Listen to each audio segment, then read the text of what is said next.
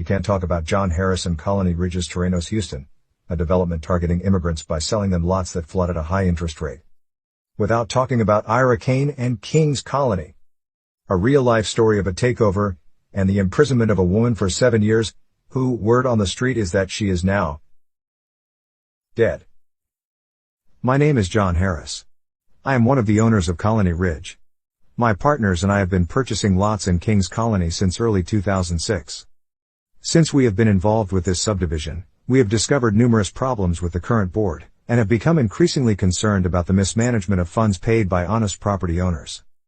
Ira Crane, acting on behalf of the board, has spent over $500,000 in POA funds in a very short time, with almost no actual benefit to the owners of the subdivision. She has used her position on the board to her own benefit in many ways. As you may know, we have filed a lawsuit to force a fair election of a new board that will benefit all of King's Colony owners. We have created this website to inform other concerned property owners of the current situation involving this lawsuit and the current state of King's Colony. That is what John Harris wrote on the website kingscolonyowners.com. He also complained about the roads in what he named the paving scandal. He complained about lousy development and wrote, "There are only 5 homes in KC as of May 1, 2007. These 5 homes are all mobiles." He accused Ira Kane of transferring 8 lots to herself from the King's Colony POA. He seemed angry when he wrote, "Prior to this time Colony Ridge offered $3,000 each for Ira Crane's lots in King's Colony. She even posted on the CakePoa website and sent letters out indicating that Colony Ridge was paying up to $3,000 per lot. This could be the most blatant abuse of her authority." He posted photos of trash along the road in a page that he named Current State of King's Colony. Then John Harris, along with his family, Trey Harris and Robin Lane, tried to get elected for the POA in 2007. The election took place on July 25, 2007. John Harris seemed upset when he wrote that the notices for the election were sent on July 11, 2007. "We think the short notice was designed to exclude certain owners, including us, from being eligible to vote," he stated. Then seems to have assumed the election was rigged by writing, "How long does it take to rig an election?" On August 1, 2007, only to lose when the results were posted on August 3, 2007. What we know happened from there on is what Harris posted on kingscolonyowners.com. An update. Ira Kane has been sentenced to 7 years in prison for theft of $200,000. He published her mugshot below along with a link to her case file. Last we asked about Ira Kane, a source told us that she strangely passed away after getting out of prison. And we have been informed that now John Harris and company have taken over the POA and King's Colony, an area that is just as disastrous or worse than he claimed it was in 2007, according to our sources. Dirt roads, no utilities, same financing, and lots of cartels, they wrote to us. Then they sent us this connection to Terrenos Houston. As you can see, the HOA is run by the same bunch of crooks in Liberty County. King's Colony started the Harris Project before it moved to Liberty County.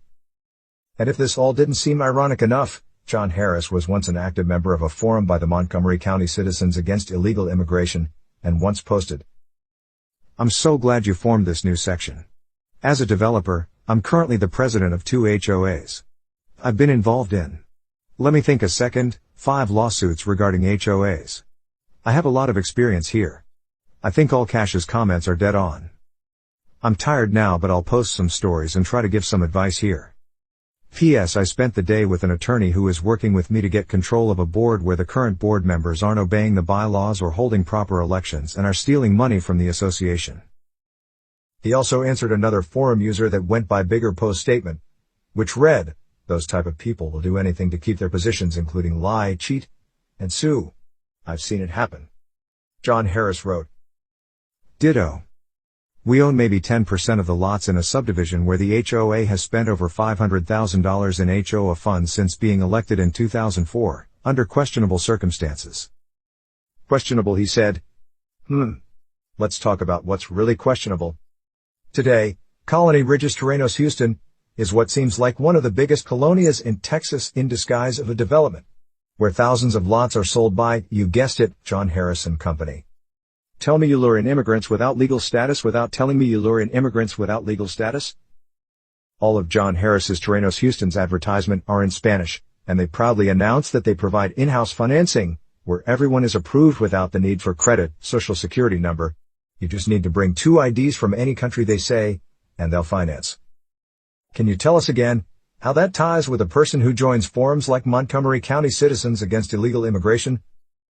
They hate immigrants, but they sure love to scam them. What? One TikTok user wrote. Let's move on. Terrenos Houston, this so-called development is catered to the Hispanic community as their piece of paradise, the American dream, schools, and only the best for their kids. Instead, we found a desolate place built upon wetlands, with ill conditions, eerily similar to those John Harris complained about against Ira Kane. And ironically its POA, Houston El Norte POA, has also been directed by, you guessed it, Harris and Company. They brought in CHP management, directed by Savannah Criffield, family of yes, John and Trey Harris, who we've also found to be notarizing documents left and right. Tell me you're okay with conflicts of interest, without telling me you're okay with conflicts of interest. Then we find documents like February 2021 notes for the Liberty County Municipal Management District No. 1 meeting where William Trey Harris III was the president and Savannah Criffield was the secretary. Here, Trey proposed to approve the petition for addition of land, 2,591.195 acres, to be exact, submitted to the district by CR Farms LLC, which is a company directed by, you guessed it, the same people that direct Colony Ridge LLC, John Harris, and Ashley Management LLC. Is this starting to sound more and more like the game of Monopoly? It's interesting how some of John Harris' complaints pertaining King's Colony look so similar to the current state of his Terrenos Houston development. Let's take a look at that. The roads.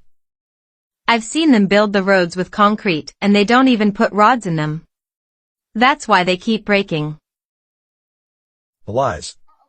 When I bought in 2013, they had a big poster of Disneyland, and a model of how the lands would look. None of that happened. Everything is bad. I've even had to make some of my own road to come into my land. The flooding. Before we bought our property in Santa Fe 2, we was told this area was a no flooding zone. It's disgusting. It's always flooding over here when it rains. The theft. They make me pay the POA, which I paid every year, but they make me pay again twice a year, and sometimes 3 times 'cause they argue the payment gets lost.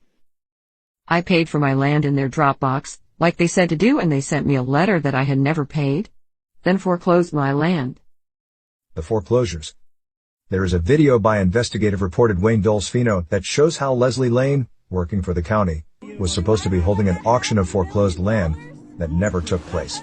Surprisingly enough, her husband Robin Lane is authorized to sign on behalf of Colony Ridge's foreclosures. And then there's good old Brent Lane, who is Harris's attorney, who you might know from serving a $1 million lawsuit to the Plum Grove City Council after they hired Wayne Dolcefino to investigate Colony Ridge.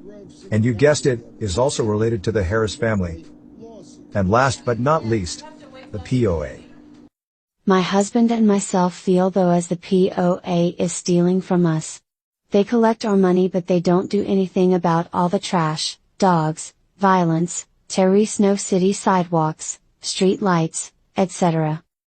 Boy, it almost seems like we're talking about a couple of John Harrises instead of just one. So which one is he?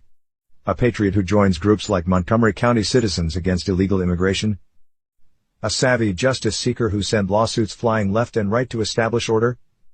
A man who sits back counting the money from the very people he doesn't want in his country? Or a hypocrite who does the exact same thing he claimed to detest and push to get someone incarcerated for? Will the real John Harris please stand up? You've got some explaining to do.